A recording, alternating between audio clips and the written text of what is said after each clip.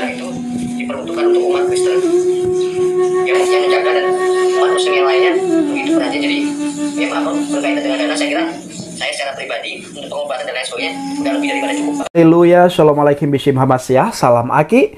Aku kabarkan Injil keselamatan. Bapak Ibu kasih Tuhan, ketemu lagi dengan saya Evangelis Avraham Effendi Usman. Bagaimana kabar Bapak Ibu semua? Tentunya luar biasa. Nah saudaraku, kali ini saya mengajak Bapak Ibu semua untuk melihat sebuah cuplikan video, di mana dalam video itu ada seorang mukallaf yang begitu keji dia menghina Alkitab. Ini benar-benar satu penghinaan yang luar biasa Bapak Ibu. Dia ambil Alkitab, ditaruh di pantatnya. Katanya, saya kentutin Alkitab ini. Saya ingin menentang azab Yesus. Apakah Yesus dalam sebulan ini mengazab saya? Ini luar biasa tantangannya Bapak Ibu ya. Seandainya kitab dia kita jadikan seperti itu Bapak Ibu, maka sudah pasti kita tahu apa yang akan kita alami, apa yang akan terjadi di demo berjilid-jilid dan orang teriak nama Tuhan di jalan-jalan, lalu di semua media sosial yang dimiliki oleh mereka sama-sama secara berjamaah teriak holol dorohnya, wojob dubono, segala macam hal-hal keji mereka sampaikan Bapak Ibu. Dan kita bersyukur di mana Alkitab mengajarkan kita pembalasan itu adalah hak Tuhan. Tidak ada sedikit pun Tuhan memberikan kepada kita untuk membalas apa yang mereka lakukan. Malah Alkitab mengajarkan kita kejahatan jangan dibalas dengan kejahatan, tetapi segala kejahatan balaslah dengan baik. Ya, kejahatan dibalas dengan kebaikan. Malah kita mendoakan supaya orang yang berbuat jahat kepada kita tidak berbuat jahat lagi kepada orang lain dan orang itu bisa bertobat. Ini adalah ajaran Alkitab. Maka Alkitab tidak pernah mengajarkan kita kamu harus membela kitabmu, kamu harus membela agamamu, dan kamu harus membela aku sebagai Tuhan dan Juru Selamatmu. Alkitab tidak seperti itu. Malah di saat di kayu salib, ketika Yesua Hamasyah dihina, dicaci maki, diolok-olok, dipukulin, dipakai mahkota duri, dicambuk, diludahi, ditempeleng, ditampar segala macam, diikat, diarak keliling, persis seperti penjahat besar. Apa kata Yesus di atas kayu salib? Bapa, ampuni mereka, karena mereka tidak tahu apa yang mereka lakukan, karena mereka tidak tahu apa yang mereka perbuat. Sekarang Bapak Ibu, apakah si mukallaf itu tidak tahu apa yang dia lakukan? Dia tahu. Kenapa? Karena dia dulunya pernah berada di dalam agama Kristen. Mungkin karena kepahitan dengan agama Kristen, dengan pendeta kah, dengan jemaatnya kah, dengan orang Kristen kah, sehingga dia berpindah haluan saudara. Ya, dulunya dia hidup biasa-biasa saja, hidup dalam sukacita, hidup berdampingan satu sama yang lain, tanpa menghina, mengolok-olok, mencaci maki. Begitu dia berada dalam kegelapan, wajahnya itu penuh dengan amarah, saudara bisa lihat. Kita tidak pernah melihat pada mukallaf itu ada sukacita. Penuh dengan amarah Bapak Ibu. Wajah penuh dengan amarah, benci, dengki, sifat-sifat iri hati itu dipenuhi wajahnya dengan hal-hal yang tidak masuk akal. Di mana sebelumnya dia damai, sukacita, menyuruh orang untuk berbuat baik, tidak boleh membalas kejahatan dengan kejahatan, tidak boleh memusuhi orang lain, tetapi kasihilah sesamamu seperti kamu mengasihi dirimu sendiri. Itu yang diajarkan oleh mukallaf itu selama dia masih berada dalam agama Kristen. Begitu dia sudah pindah haluan, hal yang keji sangat menjijikkan dia lakukan Bapak Ibu. Ya, hanya Tuhanlah yang akan membalas setiap apa yang dia lakukan. Sekali lagi saudaraku, lihatlah apa yang pernah dialami oleh gurunya si Zakir Naik, Ahmad Dedet. Apa yang dia alami dan bagaimana ketika dia diberi kesempatan oleh Tuhan, dia sehat. Apa yang dilakukan di waktu dia sehat? Menghina, mengolok-ngolok, mencemooh Alkitab. Dia adalah guru palsu, dia adalah pengajar palsu, dan dia ingin menghasut, serta dia, si Ahmad Dedet, ingin membuat orang yang beriman murtad. Tujuan dia adalah untuk memurtadkan orang-orang Kristen. Tetapi Tuhan langsung tunjukkan apa yang sepantasnya dialami oleh Ahmad Dedet. Bertahun-tahun lamanya dia tidak bisa bangun dari tempat tidur. Bahkan tidak bisa dia berbicara. Hanya Yang bisa dia gerakkan hanya matanya. Tangan, kaki, semuanya tidak bisa digerakkan. Oleh keluarga dan oleh orang-orang terdekatnya, meminta bantuan pihak kedokteran, pihak rumah sakit untuk memeriksa derita apa yang dialami oleh Ahmad Dedet. Tetapi tidak ada satupun dokter atau pihak rumah sakit yang bisa menganalisa sakit apa yang dialami oleh Ahmad Dedet. Derita yang begitu panjang, sampai akhirnya dia mati, saudara. Mati dalam keadaan sangat mengenaskan. Mati dalam keadaan tanpa iman. Ya, kemana dia dan di mana dia berada? Lalu kita melihat juga di bangsa dan negara ini, ada seorang ustazah yang begitu ngototnya dia menghina iman kekristenan, menghina Yeshua HaMashiach, firman yang hidup. Setelah dia menjadi agama satu itu, dia keluar dari agama Kristen, dia mulai mengolok-olok imannya yang lama. Dia mulai menghina Adonai Yeshua HaMashiach, firman yang hidup. Tidak lama kemudian, Bapak Ibu, ketika dia menghadiri, dipanggil untuk pidato, untuk ceramah, untuk khotbah ke sebuah daerah, ustazah itu mengalami kecelakaan di tol. Langsung, tidak lama kemudian langsung meninggal, Bapak Ibu.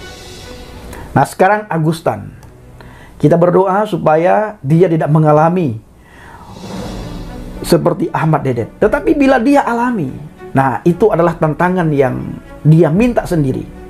Alkitab loh, Bapak Ibu, Alkitab. Nah, maka saya sering sekali mengatakan supaya pihak-pihak terkait seperti Majelis Ulama Indonesia atau organisasi Islam lain membina para mu'alaf sehingga tidak rancu, ya, tidak menghina agama imannya yang lama.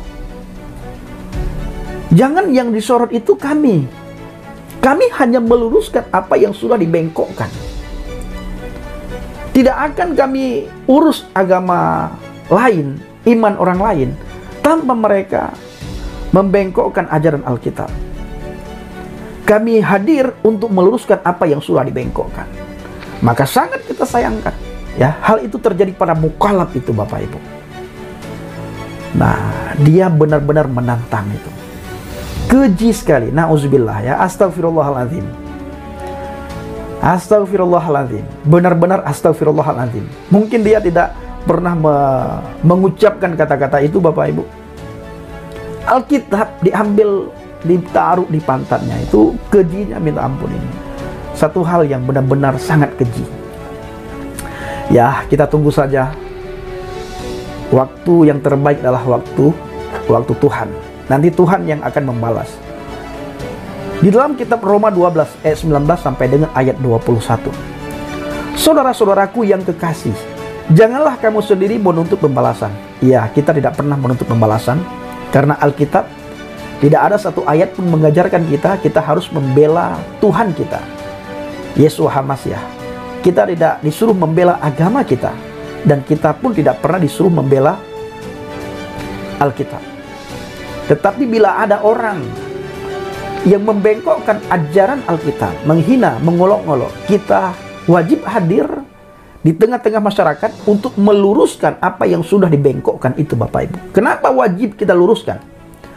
Supaya oleh orang-orang awam yang minim pengetahuan akan Alkitab tidak dianggap satu kebenaran terhadap apa yang mereka dengarkan mengenai ayat-ayat atau ajaran-ajaran yang sudah dibengkokkan oleh guru palsu ataupun pengajar-pengajar palsu ataupun penyesat akhir zaman.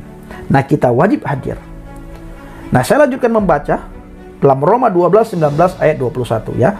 Roma 12 ayat 19 sampai dengan ayat 21. Saudara-saudaraku yang kekasih, janganlah kamu sendiri menuntut pembalasan, tetapi berilah tempat kepada murka Elohim.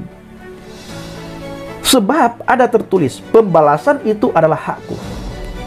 Pembalasan itu adalah hak Tuhan. Bila Tuhan yang membalas, Bapak Ibu, apa yang terjadi? Bisa kita bayangkan?